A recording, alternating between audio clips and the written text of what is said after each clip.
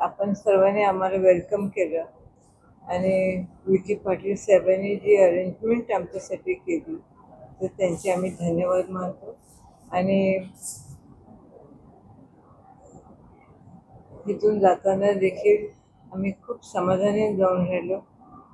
मी उदयनराजांसाठी, माझ्या परिवारासाठी, सगळ्यांसाठी मी प्रार्थना केलेली आहे. त्यांची इडापिडा दूर जाऊ असं बाबांना मी साकडं घातले. छत्रपती शिवाजी महाराजांनी रयतेसाठी जे कल्याणात राज्य केले, आज जी परिस्थिती आहे राजकारणातली राज्यातली, तर सगळ्या छत्रपतींनी एकत्र येऊन काही निर्णय घेण्याची गरज आहे का? ज्या पद्धतीने राजकारण फोडाफोडी हे काही राजकारणामध्ये चालू आहे, पूर्वीचा काळ तुम्ही राजकारणातला बघितला, आजचा काळ बघत आहात, काय वाटतंय आपल्याला? तुम्ही असा प्रश्न विचारलाय ना की शिवाजी महाराज असते तर सगळ्यांना तोफेचे तोंड दिले असते. जे शिवाजी महाराजांना पाहिजे आहे ते होते का? किती अत्याचार झाले, किती महिलांवर नको ते संकट येऊन राहिले. कोर्ट काय करते? आता दररोज पेपर उघडले की तेच आपल्याला वाचायला मिळतं. ॲक्सिडेंट, मृत्यू आणि अत्याचार, ह्याच्याशिवाय काय आपल्याला बघायला मिळतं? ते किळसवान प्रकार झालेला आहे. आणि शिवाजी महाराजांनी जो एक आदर्श आणि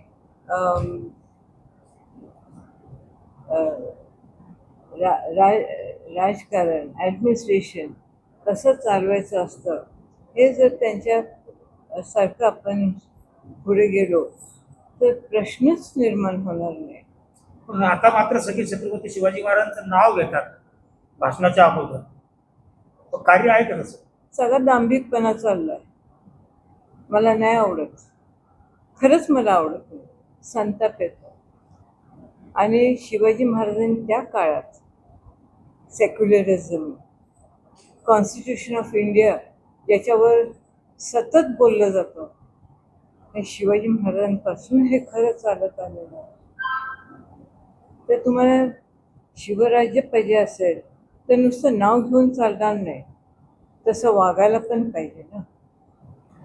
आता शिवाजी महाराजांनी जो आता 8वीतला जो नकाशा, काय संघटना आहे त्यांच्या ॲडवाईसने, त्यांच्या सल्ल्यानुसार तो पुस्तकातनं काढून टाकला. हे कोण महारथी आहेत हे नकाशा काढून टाकणे? शिवाजी महाराजांच्या त्यांच्या ताकदीने हा नकाशा निर्माण केला, हे राज्य निर्माण केलं, तेव्हा त्याची कदर ठेवायला पाहिजे. काय म्हटलं? सध्याचं राजकारण जर राज्यातलं बघितलं तर कोण कुठं जातंय, कोण कुठं राहतंय काही कळतच नाही. तुम्ही कसं बघतात या सगळ्या गोष्टींकडे? माझ्या म्हणण्यानुसार चालणार असेल तर मी माझे ओपिनियन देऊ शकते ना. तुमचं ओपिनियन तर द्या ना, त्यांना कळेल ना, त्यांना कळेल ना. काही कळत नाही, सगळे कोडगे झाले. ज्यांना लोकशाही आहे, मतदार जे निवडून देतात, काहीतरी ऐका, हे डेमोक्रेसी म्हणजे काय? लोकांचं राज्य, लोकांसाठीचं राज्य, आणि लोकांकरता हे राज्य आहे. For the people, by the people, of the people. पण असं घडताना दिसतंय का? तर आता वेळ आलेली आहे की लोकांनी संपूर्ण कायदा हातात घ्यायची वेळ आलेली आहे.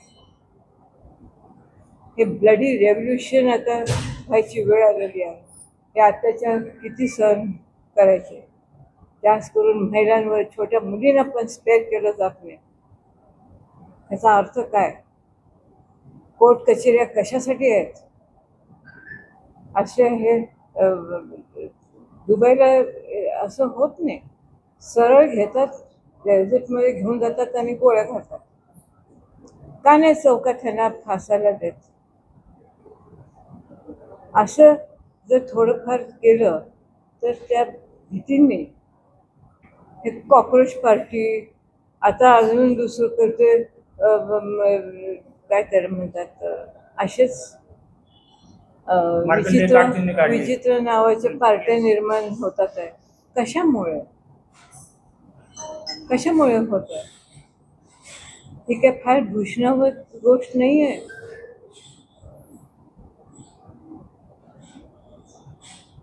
आणि कॉक्रोच पार्टीपेक्षा म्हणजे आपण एक आत्मचिंतन करायला पाहिजे ना.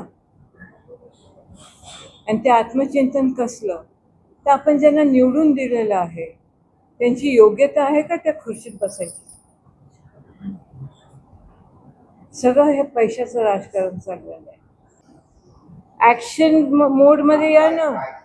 काय केलं पाहिजे, काय वाटतं आपल्याला? Bloody revolution.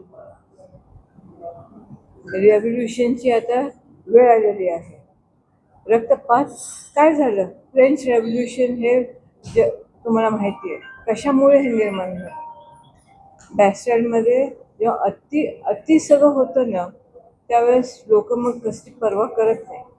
वरनं उकळतं तेल टाकत होते तरी त्याच्यातनं देखील आत घुसले ना लोक. सगळ्यांचे हो हो. आणि नुसते घुसले नाही त्यांचे मुंडके उडवले आणि स्पाईकवर असं ते मुंडके असे हे करून नाचत होते. ही वेळ येऊ नये. पण याला वेळ लागणार नाही जर हे असंच कंटिन्यू झालं. इतर राज्यात जर बघितलं आपण तर अजूनही ते जे गड आहेत महाल आहेत ते व्यवस्थित आहे. मात्र एक रायगड महाराष्ट्र सरकार किंवा महाराष्ट्रातले राजकारणी एक रायगड सुद्धा व्यवस्थित करू शकले नाही. रायगडावर लक्ष देऊन त्याला पूर्ण रूप दिलं पाहिजे असं काय वाटतं? नुसतंच रायगड तर महत्वाचं आहेच कारण की महाराजांचा राज्याभिषेक तिकडे झाला आणि मग काळ महाराजांचं वास्तव्य देखील त्या बाजूला म्हणजे त्या ठिकाणी होतं. तरी पण जर आता विशेष म्हणजे आपल्याला हे परदेशातले लोक किंवा त्यांची गव्हर्नमेंट छोटं जरी काय असेल ना तर त्याला मॅग्निफाय करतात आणि मोठा इतिहास निर्माण करतात. आपला मुळातच मोठा इतिहास आहे. मग तो इतिहास आपण विसरायला लागलोय. आता म्हटलं जातं की हे गड किल्ले तिकडे सगळ्यांनी जायला पाहिजे आणि जाऊन काय करायचं नुसतं वाताहात बघायचे हे सगळं मोडतोड बघायची का? तर माझं स्वतःचं मत आहे. हां तर हे जे रायगडला जे राणी महल जे आहेत ते दगड तिकडे आहेत ते होते तसे महल तुम्ही का नाही बांधून काढत? होते तसे. मॉडर्नाइज करायची गरजच नाहीये. नको तिकडे भर देण्यापेक्षा हे संस्कार शिवाजी महाराजांची शिकवण हे सगळं फार महत्त्वाचं आहे. तर माझी पण फार इच्छा आहे शिवसृष्टी करायची बरं का. आणि on the highway express highway मी आपले CM फडणवीस साहेबांना भेटले काही वर्षापूर्वी. तर त्यांची पण मला साथ आहे कारण की ते चांगल्या गोष्टीला साथ देत असतात. तर मग बाबासाहेबांच्या जवळचा एक व्यक्ती त्यांनी मला सजेस्ट केलं शिवसृष्टी सगळेच करतात तर तुम्ही 4 खंडामध्ये का नाही करत? शहाजी महाराज, शिवाजी महाराज, संभाजी महाराज आणि शाहू महाराज.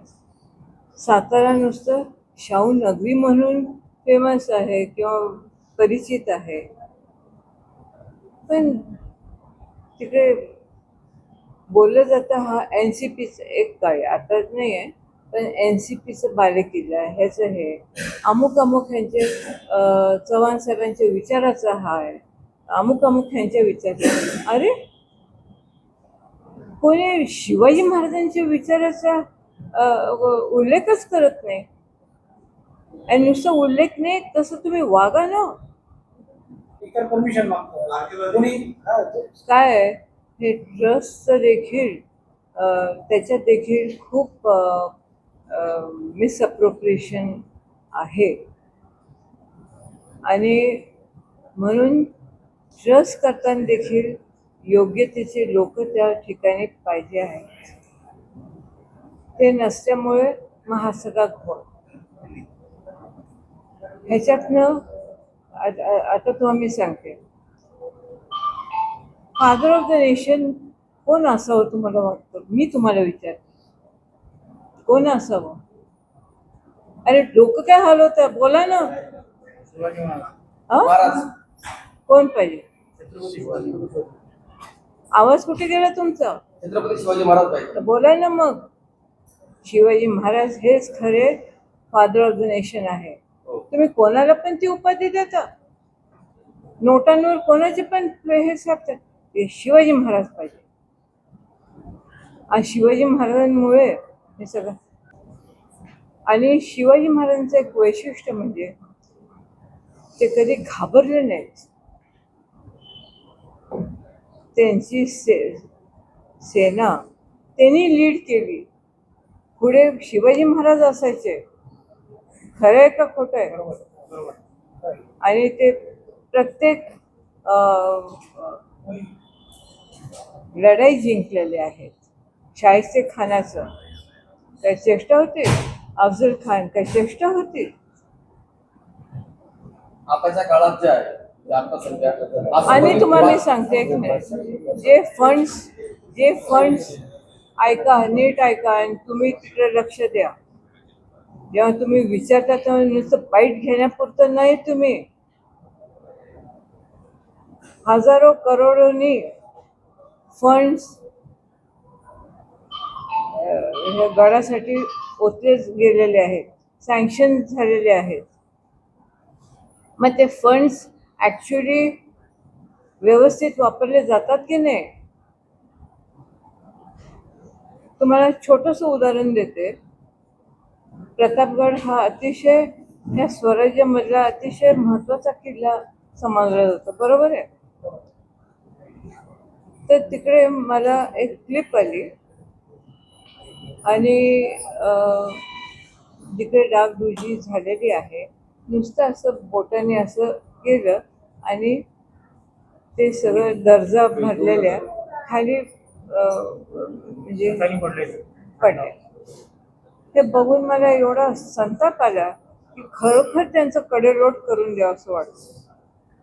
काय चाललंय तुम्ही, काय करता? तर योग्य लोक हे त्या कमिटीवर पाहिजेत. आणि हे काम होतं की नाही, तुमच्यासारख्या लोकांनी तिकडे लक्ष द्यायला पाहिजे आणि योग्य म्हणजे कमिटी नेमायला पाहिजे की खरोखर हे दर आठवड्याला 10 दिवसांनी तरी हे जे झालेलं काम व्यवस्थित झालं की नाही हे बघायला पाहिजे.